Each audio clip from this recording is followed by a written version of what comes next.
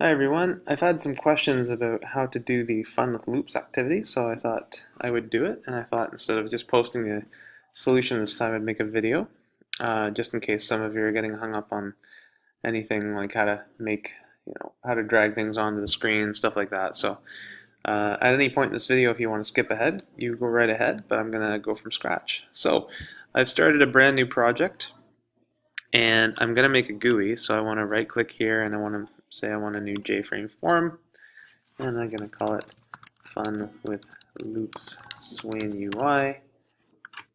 Now I'm never going to use this one. This is the console file, and so I'm going to delete that one because, like I said, I don't need that. I don't want that. Um, I want it so when I hit that button, I get the GUI popping up. So what I need for this particular project is I need two text fields. So I'm going to grab one from here, and rather than grabbing two, what I'm going to do is get this one ready the way I want it. So I'm going to take the text out of it, and I'm going to size it like so, and then I'm going to change the variable name to txt num1 because this is the first number, and I'm going to change the font just for fun because I can, and that's sure. And then once I've got that done, I'm going to copy paste. Why didn't that work? Copy paste. There we go. And I'm just going to put it over here. So now I've got two numbers. Now I want this video to be quick, so I could add a label. Oh, I'll do it. What the heck? It won't take that long. I'll add a couple of labels here. One here, and this one will say enter your low number, and the other one will say enter your high number. Okay. Okay. Now Java will try, or it'll try to kind of arrange things for you. So sometimes you have to just mess with the sizing to get everything proper. Okay. Now I want a button, and so I'll put the button middle-ish, middle of the two boxes, and I want that to say go. And I'm going to call this something different. We'll call it BTN Go because it's a button that says go. And now what I want is I want to display all of the numbers between there and there. So integer numbers between there and there. And so I'm going to get a label for now. Later I'm going to change it and show you how to do it a different way. But I'm going to start with a label. The text in the label will be nothing at all. And so, where are we? Where'd my label go? There it is. And I'm going to make it a little bigger. Here we go. Okay, so there's my label. Again, if you want to do some funky stuff like change the background color to white, you can do that. As long as you set the opaque value down here. Boom. Okay, there we go. So now I have two text boxes, and I have something that looks like a label, but it's not. Or sorry, like a text box, but it's not. It's a label. And I'm going to change the variable name on this one as well to LBL output. That's where the output is going to go. Okay. So what I want to do is I want to put in like a 3 here and an 8 here, and then down here I'm going to spit out numbers 3 through 8. Okay, I can do that. So when I hit the button, what I want to do is I want to get the value from the text box. So I always think, okay, what's the name of the text box? Well, it's txt num1. Okay, how do I get the text? Well, there's a method called getText that I'm going to use, and that'll get me the text. Okay. Now remember, the text is a string though. I want to treat it like an integer. So what I'm going to do is I'm going to put brackets around this whole thing,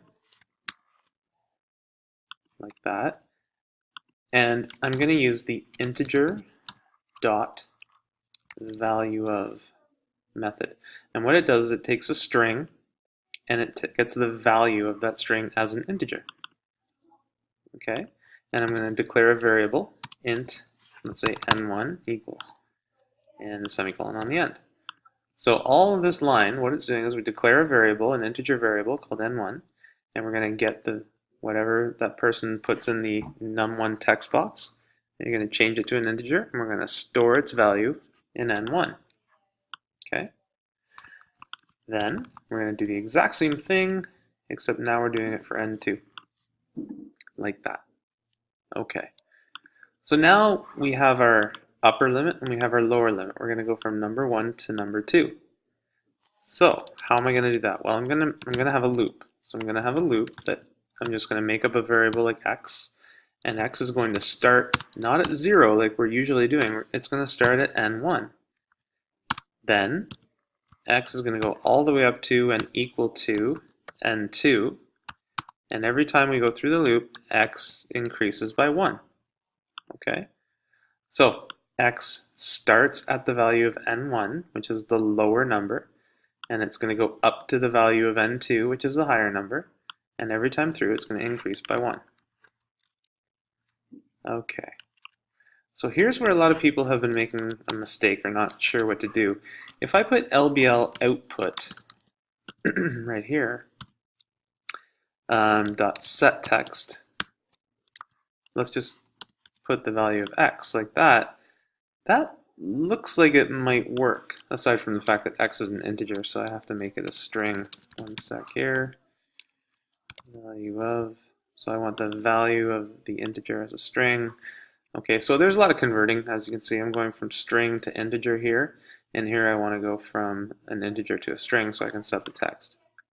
If I run this program, first of all, what's going to happen is it's not going to know what to run because I haven't told it what the main class is. Remember I deleted that other Java class? Well, watch. It says, wait, I don't know what to run. And even though there's only one file and we think it should be obvious, we have to say, well, run the UI file. So now it's going to run the UI file, and the Java window should pop up. Here we go. The suspense is building, it's coming.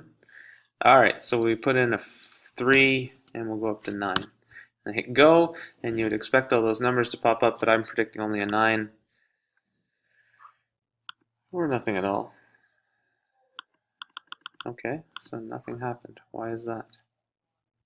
Okay, let me pause and I'll figure it out. One sec. Okay, so it didn't work because I look here and everything looks good, but I go back to my design and I realize, look what I called this, txt num2, and this is num1, so I messed that up. That should be over here, that should be over here. So my for loop wasn't working because what I thought was the lower number was the higher number, so it wasn't even going into the loop. So let's make sure that's right. That's txt num2, that's txt num3, so the value from here in num1 is going to go to be n1, and we're starting at n1 going to n2. The way we had it before, it was reversed, so it wouldn't work. So let's try it again.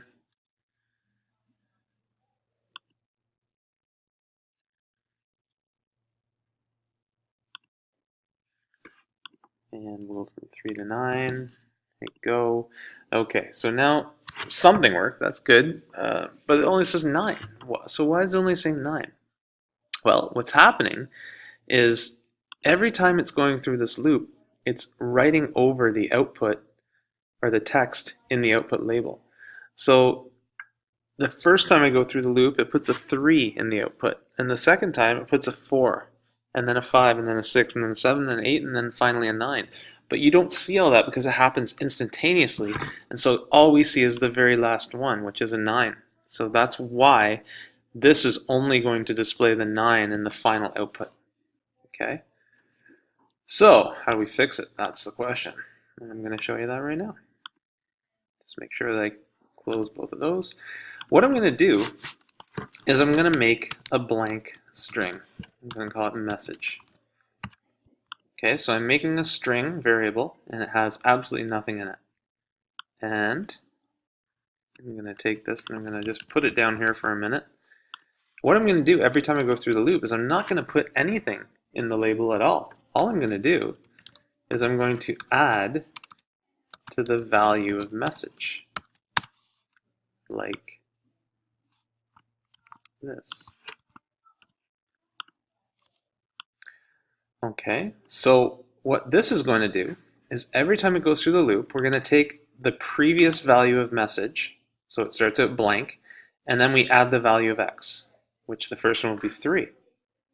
Then the next time it goes through the loop, the value of message will be 3, and now we're adding the 4 onto the end of it, and then 5, and then 6, and then 7.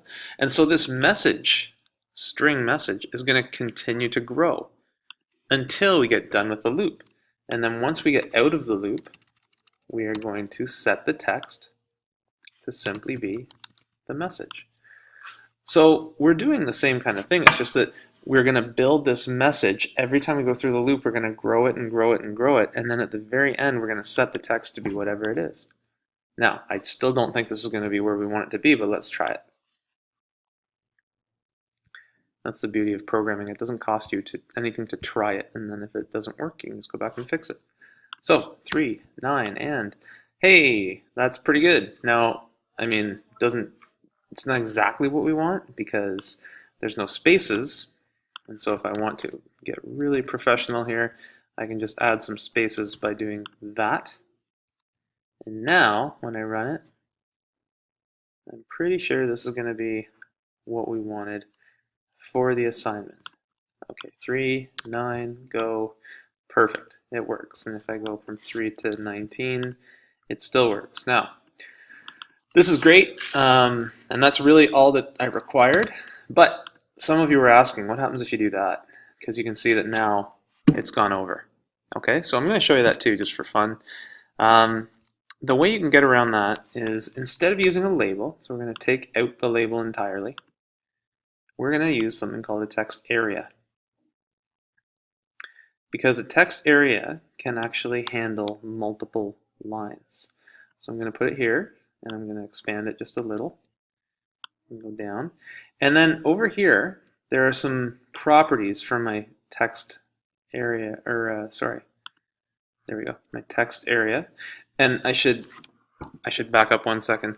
Notice how it says scroll pane? I didn't actually put a scroll pane on here, so why is that there? It's there because the text area is basically wrapped up in the scroll pane, because a text area needs to be able to scroll.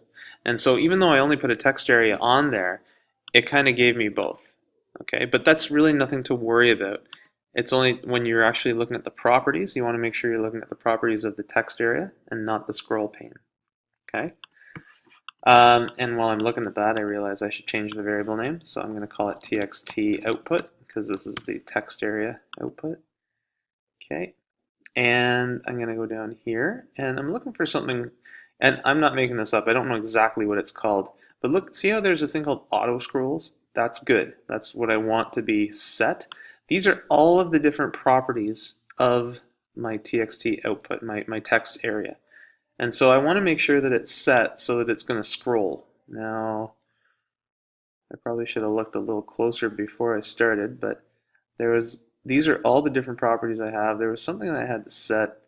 Maybe it'll just work. Scrollable. That doesn't look like what I want. Anyway, let's try it out. It was something to do with like a word wrapper, something like that. Anyway, we'll see how this goes. So let's try this. Now I have to go back and change my source code because remember we deleted the label, so the label's now gone, so it doesn't know what this is. And I have to say put it in a text area instead. So now that's the only change I have to make to my program, even though I'm using a text area now. Let's try running it and see what happens. So I run it, I'll go 3 to 9 first to make sure it still works. And it does. And what happens if I go 3 to 50? Here we go. Okay, so look, now we have scroll. And I can even go all the way up to 500, and I still have scroll. And so I can actually see all of my stuff. Now for those of you who are relatively sane, you're probably thinking, well, horizontal scrolling isn't very fun, and you're right. That's what I was looking for before. There is a way that you can tell it not to scroll horizontally. And I'm going to pause it and find it, and I'll be right back. And that way is the line wrap property. So if I click that, just like that, and run it again, now we're going to have a program where we don't have to do any horizontal scrolling anymore because we've wrapped the lines so they can't go too far from 2 to 99. And look at that. See? It wraps. And then if we want to get crazy and go from 2 to 999, well then there you go. Okay? So this is the program. Then that's how you do all of that stuff. I hope that clears a few things up for you. And if you have any other questions, feel free to ask. You'll notice sometimes I make a video for the whole class, sometimes I'll just address you. It depends on if I think the whole class can benefit from the knowledge or not, but keep asking questions. It's paramount to your success, and I love answering questions. So keep them coming, okay? Bye everyone.